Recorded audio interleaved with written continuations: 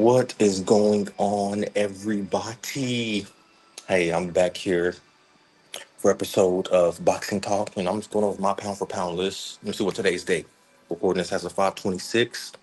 So when I did this list initially, it was right after the David Benavidez and Jordan Ramirez fight. So I know there's been, Usyk just fought. I'm trying to see anybody else on this pound for pound list fought recently. I know it's Usyk, so I know people may have some disagreement there, but y'all see the list. I'm gonna go through it, 1 through 10. We'll get right into it. Before I get into that, well, I am back. Power got knocked out. Crazy thunderstorm. I think I'll lift off just saying I'm about to jump right into the list. Uh, Usyk, I have at four still. We'll talk about that on the recent fight he just had. But let's go from here. All right, y'all see the list. Let's go straight down the list, and I'll go into detail about why I have everybody where I have them. So number one, David Benavidez. Number two, Naoya Inoue. Number three, Jesse Rodriguez. Number four, Alexander Usyk. Number five, Dimitri Bivol. Number six, Shakur Stevenson. Number seven, Devin Haney. Number eight, Jerron Boots Ennis. Number eight, Bruce Shushu Carrington. And number 10, Sebastian, the Towering Inferno, Fundora. We'll go bottom up. So number 10, Mr. Fundora, champ at 154. Recently just fought Keith Thurman. Got the stoppage, dominant victory over Keith Thurman. Yeah, I understand Keith Thurman hadn't been in the ring in a while, hadn't had injuries, things like that. But he got the job done. Got to give him credit because if he had lost, there would have been a group segment of fans that would have been clowning him. So the reason I have him at number 10 is because right now at the 154 weight class, yes, he's a champion, but he's also one of the premier talents at that weight class. So, you have Fundora, you have Boots, you have Virgil Ortiz, you have Tim Zoo, who has a name at that division. You have Josh Kelly, who's a champ. You have Zayas, Sander Zayas, who's a champ right now. I know I'm probably forgetting some others. Jamel Charlo's still there. I know Spence not really campaigning at that weight, but you have some guys. There's a lot of guys there. A lot of fights that need to take place to start weeding guys out. So he's a champ. He's one of the guys at that weight class, and his physical measurables. You may say he don't have the most skill per se, but for that weight class, you're 6'5", 6'6". He's learning how to use his distance and jab. I know he likes to bang, get in there, fight on the inside, but learning how to be patient and work behind use his physical tools, and that's why I have him at 10. To be honest, it was either him at 10 or I was going to put Navarrete right there. Maybe there's some other people, and y'all can comment in the comments below, but y'all let me know. But I have Sebastian Pandora. Number 9, Bruce Carrington. Let's talk about Bruce Carrington. Recent champion out of New York. No, recently he needs to go back to C. I know he just fought. He's in that 126 weight class, featherweight. Bruce Carrington. I'm trying to see the last name of the last opponent he fought. And let me look here. Look at his last opponent. Let me go back up here. What was the brother's name? Castro. Yeah. And I believe he is the WB. What belt is he holding real quick? Sorry, guys. Should have this pulled up. Master Square Garden. Let's see. Let's scoot this over here so I can see my other screen here. He recently just beat, let me see, weight class. I want to say it's the WBO. I believe it is a WBO. Excuse me, WBC. Okay, there we go. WBC champ. So WC champ beat Castro by KO. Great fight. Thing about Shushu, I understand he's a recent champion, just got the belt. One thing for me, putting him on this list, I think is like he's rising. That's why I have him at 9. Honestly believe he could easily be a top 5 uh, pound for pound fighter because with this weight class at the featherweight division, it's like there's so many guys that he could potentially fight right now at this weight class. You have Rafael Espinoza, you have Angelo Leo, you have, well, Stephen Fulton, no. You have Nick Ball. I know he just recently lost to Brandon Figueroa. You got a lot of guys that you can have some good matches and some maybe some 50-50s that I feel like if he runs the gauntlet here, especially Rafael Espinosa, who I think is another guy that's really talented within the weight class, big guy for the weight class. Like for me, he'll be moving up. You know, if he's winning, moving up my pound for pound list. So being a champ, recent champ, that's the thing with my list. On the side note, everybody on this list is a champ currently, and that hasn't changed. Yeah, as of 5/26/26. So, but Bruce, I think Bruce Cameron's on his way up if he stays focused. His skill set is crazy, good defense, especially on the inside, being able to catch shots and then counter. And that's how he caught Espinoza. Excuse me, not Espinoza. That's how he caught the last opponent he fought and hurt him off a counter. A very great counter puncher, good defense on the inside, good power, good power. I think overall he's a good fighter. And he has kind of in the ring. He's nasty when he's in there. So that's something I really do respect a lot about him as well. So going to number 8, Jerron Ennis. Jerron Ennis to me, based off his skill set alone, I lied. Let me correct myself. I just said everybody on here is a champ. He's currently not a champ at 154. Potentially could be well on his way. So he's the only one that's not a champ. So I just said that before. I have to correct myself. He's the only one on here that's currently not a champ. But Jerron Ennis' skill set to me is pound for pound. Only thing with Jerron Ennis that to me he hadn't had the opportunities to prove it against other champions, against other fighters at welterweight. I know he unified, but he wasn't able to go undisputed. Whatever for whatever reason, if guys truly were ducking or were trying to avoid that fight. But moving up to 154, he's had one fight, got a stoppage in the first round. Now about to fight Xander Zayas. You know, just respect for that fight for both fighters. But Boots' skill set is to me out of this world. You know, I understand people say he got holes, things he gets away with, but until somebody is able to um, capitalize on his flaws, you know, I feel like Jerron is another one. If he goes out and beats Xander Zayas, he's moving up on my list. He's moving up. He's holding 2 belts, unified champion. It's like, okay, you take those belts, beating him, give him credit. They're still, you got, at that point, as far as champions, you still have Josh Kelly, and you still have Fundora to fight for as champions. And we know they got the Virgil Ortiz fight that's out there once he gets through his legal issues with Golden Boy and whatever all that consists of. You have that fight, you have Jermell Charlo. I'm saying 154 is like, it's been a stacked division for I feel like a decade since Jermell Charlo, even before Jermell Charlo became the unified. It's always talent at that division. But yeah, Boots is on his way. If he can, keep winning these fights that's meaningful, having meaningful fights, like, hey, no way you can deny him. Now, number 7, Devin Haney. No way you cannot have on any pound for pound list. There's way you cannot have Devin Haney. Just let alone like with his accomplishments, being at 135, been undisputed, holding the belt, becoming undisputed, beating oh, I see his face, the Australian bull. Hold on, let me pause. Yeah, Devin Haney fighting Cambosis in Australia twice for undisputed. I know that was through Top Rank. Um, before even that was at 135 lightweight. Then before that he was holding the WBC belt. He fought Lomachenko. It was a very close fight. People felt like anyone. People felt like Lomachenko won him. But fighting, having the belt at 140, now having the belt at 147. 140. He had the opportunity to fight Regis Prograis. I know he got the knockdown and whatever round that was with a nice right hand.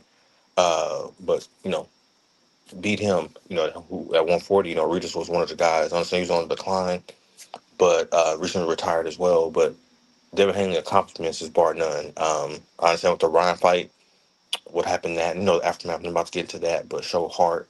But you can't deny his accomplishments and his talent, his willingness to fight anybody within his weight class. And so he's one to watch out for at 147, beating after Boots left, beating who people favored was the next best guy in the weight class. Those guys never fought each other. But fighting Brian Norman and getting us knocked down and just outclassing him in that fight, we got to give Haney his credit. That's like what, moving up three weight classes, having a belt in each weight class. So been undisputed. It's like, hey, you got to tip your hat along with his skill set, his speed, his jab. Devin Haney is a tough out for anybody, and I know he's getting called out, of course, with his name, different things like that. Keyshawn, whoever he may fight next, but you can't deny his talent. You can't deny his accomplishments at a young age. He's what, 26, 27, and if he keeps winning. That's who the other champions at welterweight. So right now at welterweight, we have, let me see, IBF. Let's see, IBF champion Lewis Crocker. I believe he is the champion with the IBF, WBA. We got, I don't think Haney's WBO right now. Yes, right, Rolly. And then WBC, Ryan Garcia. Oh, I'll never forget that. That's right. Okay, yeah. So even here, I think Ryan and Connor supposed to be fighting. You also have, let me see, so there's some potential fights. I wish that Haney and Rolly fight they got made, because that would have been another, unification bout. But I'm gonna be honest, you got Stanio still there. You got some other guys here within the rankings that I'm just not familiar with per se. So Lampard moved up from 140, 147. Richard Henson's moved up to 147. We got to see with him posing on the zoo for what that looks like. I know Patty Donovan just beat Karen, and Tio, I know, moved up to 147. So it may not be the most names on Barboza, like names. And Brian Norman is still there too. It may not be like household names, but there's still guys here. And hopefully we can get some unifications, because I'm gonna say the previous regime, when you had Boots, when you had Stanionis, when you had Norman, and when you had the Aztec Warrior, what's it? I can't give a name in time, it's one blank. But when them four were champions, like the only unification you got was Boots and Stanionis. I know Boots and Norman tried to make something happen, but whatever happened with that. So it's like, ah. But yeah, but Devin Haney, let's see what he do at 147. He might run the table. Hopefully him and Ryan cross paths again. They're both champs. Don't need not to. They need to win their next outing, whatever Devin Haney's fight will be. We'll see. But let's move forward. Shakur Stevenson at number 6. And right here, yeah, I'll get into it. But Shakur Stevenson, same thing, starting, I believe, at 130. Champ at 130, 135, 140, 126. He started at featherweight. So belt at 126, belt at 130, belt at 135, and recently BTO, belt at 140. So I have to definitely just think you got to respect the accomplishments. He's been a unified champion as well. Um, I do believe that was at one. That had to be at 130, I believe.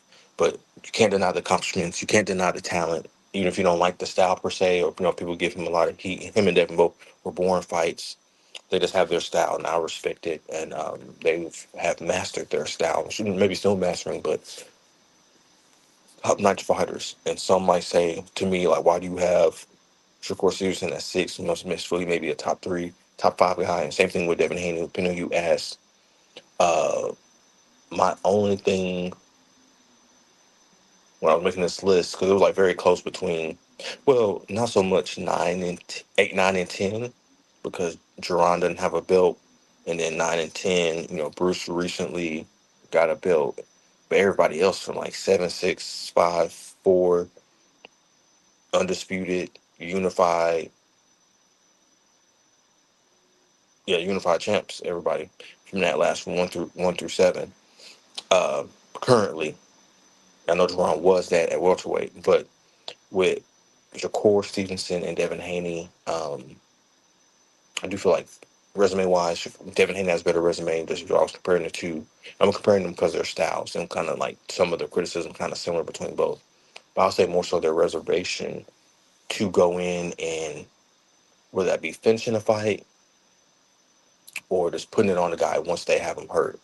I'll give Devin Haney credit. I think for him, I think he will try, but I think it maybe just be not having the right maybe skill set, not having the know how to do it.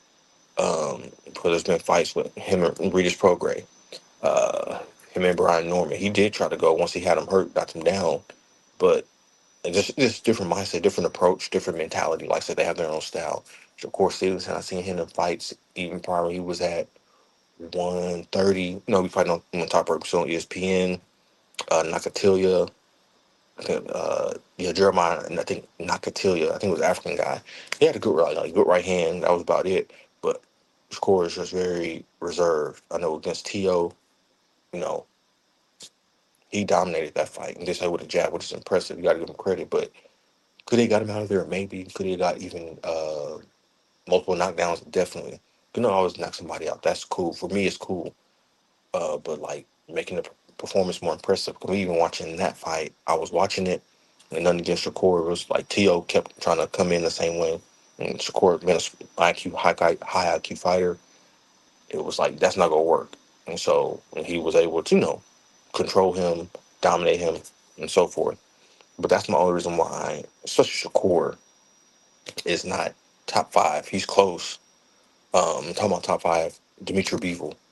You know, I have him there, current undisputed champion at what? Well, was undisputed champion at 175. I think he got stripped of one of the belts. And David Benavidez picked up one. But fighting Better Beef twice, back to back fights. I do looked at the resume, looked at who he fought. And those were two tough fights. For he fought. I feel like he won the first one. No, he won the second one. He's coming off back surgery, but his resume at that weight class is impressive. His skill set, I think, translates. A lot of these guys translates. If they were to go to different weight classes, that was possible. So, and you can't just deny his style. You can't deny his accomplishments and his ability in the ring. Dimitri Bivol, um, and if he ends up fighting David Benavidez, you know, hats off to him. Hats off to David. That'd be a heck of a fight. He has a fight coming up, which I think is needed coming off that surgery to see where he's had different things like that. So, and I can honestly, like I said, 5, 6, I almost had Shakur at 5, and then I considered resume. I was looking at, the T.O. Nice was win. T.O. Nice was nice, but, I know Shakur was supposed to fight, who was that? I mean, he ended up fighting,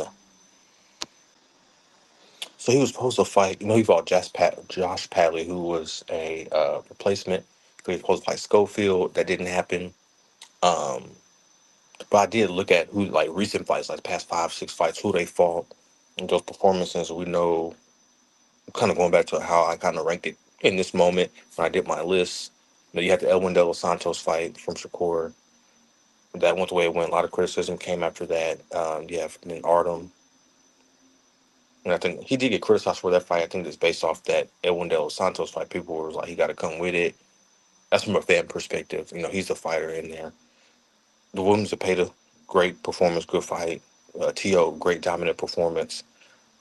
So I did look at that, who they fought, um, how those fights went. What was it? Was it a meaningful fight? Which the T.O. fight was, Williams Zepeda was. And so it was close. And not like it's just like when I'm looking at suits 1 through 8, it's like, I'll say 1 through 7. If Jerron gets some hardware, then it's like, okay, especially if he becomes um unified champ at 154, then it's like, yeah, he's going to go up for me. I may put him over Haney, may put him over Shakur. We'd have to see. I don't know what that would depend. To look at the performance, things like that. But let's move forward. That's what I could say with Beevil, Stevenson, and Haney. Like that's not their style to really go for the knockout. Granted, the fight before Beevil fought Better BF, he got a TKO stoppage, which was, it was impressive. Got the guy out of there. So he will. We know. I've seen Shakur get knockdowns, get knockouts, do things like that. Same thing with Haney, but um, they have their style. So, but number four is Usyk. So at the time when I made this list, between 4, 3, 2, and 1, it was like it could have went either way. Now I know Usyk just had to fight versus Rico. A lot of controversy with that fight, and you know, and he probably did drop on some people's pound for pound list because of that performance. People, I feel like he lost a step, fair, but I'm not basing it off of one performance, especially when on this list nobody else has fought. So it's like nobody, to me, has jumped him as far as that. But as far as totality of career, what he did at cruiserweight, been undisputed, who he fought there, but coming up to heavyweight, having the fights he fighting Tyson Fury twice, fighting Anthony Joshua twice, highly impressive, and just his overall skill set as a fighter, I respect it greatly. And it's hard, like I said, he could have been one. Um, and part of like 1 through 4 was really about what one has done recently. It's like that's kind of how I had to like, okay, skill sets are close, accomplishments are close. Uh, especially between Inoue, Rodriguez, and Usyk, like being undisputed at different weight classes. So Usyk is my number 4. Number 3, Bam Bam, Jesse Rodriguez. Like I said, I would,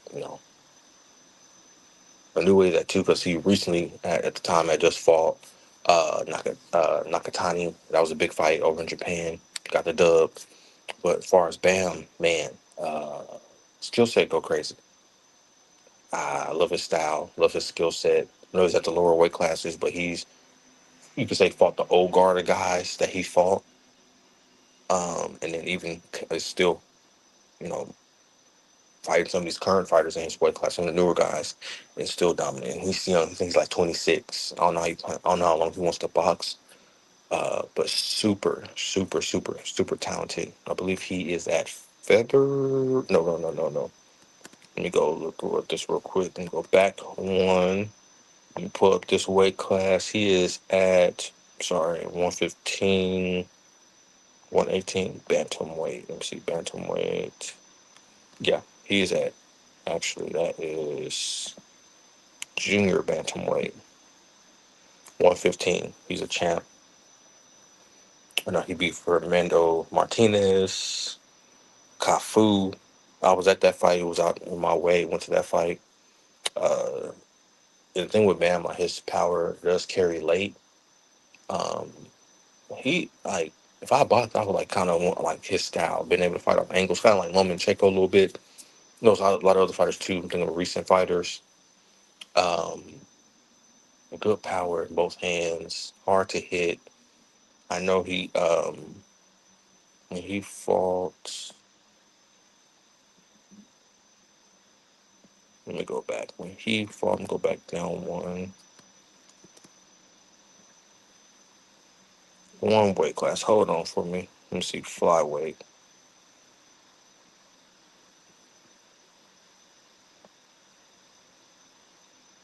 Let me pull up and go back to Bam real quick and go back to not flyweight. Okay. I am on Ring Magazine site. I'm just looking real quick. Jesse Rodriguez. Let me look at his past few fights. So Juan Francisco Estrada. I know he got a little flash knockdown there. Um, Sonny Edwards. His resume is crazy. And pretty much his last 1, 2, 3, 4, 5 fights ended in TKO or KO. And some of these are like round 12, round 12. Wow. Pedro was round 3. Juan Frisco Estrada was round 7. Sonny Edwards was around 9. And so it's like his resume is crazy. I was talking to him maybe fighting a new way, which would be, a big jump as far as that fight. Because the new way is currently at, I believe, junior featherweight. Yeah, he may be going to 126, and he is older. So I don't know what they're going to try to catch weight that joint, what they're trying to do there. Very interesting fight. Um, we'll see. That'll be a very interesting fight. two completely different styles. There may be similarities there, but that'll be a very interesting fight to say the least. But shout out to Jesse Rodriguez, man, super talented. And on a side note, somebody you can give me better understanding and see if y'all agree or disagree with this between bantamweight, junior bantamweight, and flyweight. Right? You got 112 at flyweight, 115 at junior bantamweight, and 118 at bantamweight. That's 3 pounds. So 112 to 115, 3 pounds, 115 to 118. It's 3 pounds. And then bantamweight to junior featherweight is 4 pounds. But forgetting junior featherweight, forgetting that. Do y'all think like those like 18, 118, 115, 112 could like we could condense those, maybe make it like I'm thinking one weight class. I know 112 and 118 is 6 pounds. So that's like that little weight difference do matter. Or maybe I'm bugging because I feel like, dang, we could like I don't know, make it like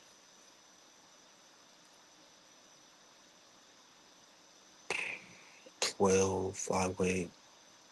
I don't know. You gotta be fair. Maybe you keep flyweight, but then you take away 115 junior bantamweight and just make it bantamweight 118. That would be a 6 pound increase, but that's kind of similar like to 147 when you're going up to 154.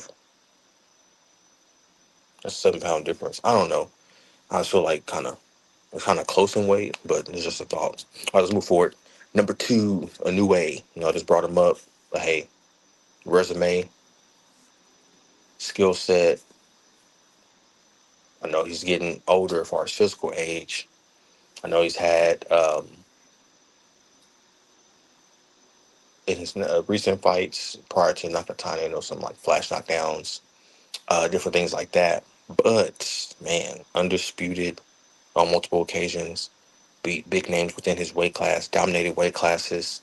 Great performance versus Fulton, which was super. I was rooting for Fulton in that fight. Uh, but Nue, dog, brother does not play. You know what I'm saying? He'll get you up out of there. Good pop, more than just good pop. Good movement. Um, you can't deny that. He like I said, top three, top four for sure guy. For me. Um, see what he does next. If he go, especially if he goes up at his age, if he goes up to 126 and beat some of those guys there, like get the if him and Shushu fight. I know Shushu has called him out. If he fights a Nick Ball, if he fights, let me see who else is in that weight class right now. Let me see.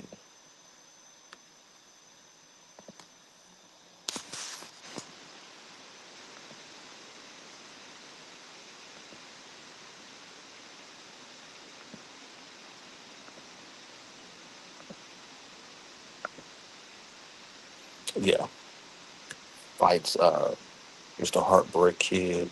He's at 126. Huh? Yep, he's at 126. Featherweight. Let's go back to rank. Bruce, I mentioned earlier, Stephen, already fought Stephen Fulton, Brandon Figueroa, who's trying to beat Nick Ball. Yeah, if he chooses, I don't know his plans are. I got to look into that, see what his plans are. But, there's just respect to his career as a whole. And he's about 34, so we'll see what he does next. Interesting. Um, Even if he's retired, for sure, Hall of Famer. I would love to see him, get, maybe pick some fights over here at middleweight. And be nice. We'll see what happens with that. And the number one y'all see is David Benavidez. Now, David B, champion at 168, champion at one point in time, champion at 175 right now, and also champion at, champion at cruiserweight. So highly impressive so far. And I think for me, going up from, I understand Zuno was a 168 pounder, bigger than, David. Saw the fight, impressive performance, one sided beat down. But to me, that was probably his best performance of his career so far. David Benavidez, better than the plant fight, better. with Andre, and for me, better than David Lemieux. There's also some other fights within there that he had. Uh, Morrell he had in there. But those fights for me were good fights, but I loved his patience in this fight. He didn't rush, he didn't go guns blazing. No, he did Anthony Guard. He had different game plans, but he was patient. And I was expecting like a competitive fight, but we talk about the elbow, different things like that. But you have to, to me, I have not you, but I give credit to that performance. But I feel like it was just overall a great. Like everything got was together. He showed the hand speed, showed the patience, showed the power, showed the volume punching. Uh, Great performance, and I feel like with his style, like he shows skill. All these guys, all 10 of these guys have different skill similarities in different ways, but super skillful in his own unique way, with the ability to want to get guys out of there while still being like defensively responsible, while still being offensive, while still being not just being reckless and just getting caught with shots. And so with him going up 25 pounds from light heavyweight to cruiserweight, beating a unified champion there, who's a tough out. I understand that was speed, different things like that. But I don't know who else you put up there over David. You everybody have their own argument for who that should be, but you got to give him credit straight up. Got to, got to. Um, but we'll see what David Benavidez does if he ends up going back down to 175 and fighting uh, Bevel, or that would be for undisputed. You also have the other champion. He's a unified champion at cruiserweight, Mr. Ja Opatai. I know he signed with Zuffa again, or something, like I mentioned that with Richardson. I'm not sure how that works, what that looks like, but that's another fight that's out there, and we just got to see what the next move would be for David, for Ja, for Bevel. I know David and Benavidez, as mentioned, we might be finishing business with Bevel. Just got to see what happens next. But hey, this is my list, my pound for pound list. Let me know what you think, disagreement, how you would change it, and or what your list is. Put that in the comments below. Uh, Shout out to boxing. Shout out to the fights we have coming up May 30th. Ray Ford versus Shaggy Foster. Looking for my next episode of Boxing Talk. And I'm out. Peace.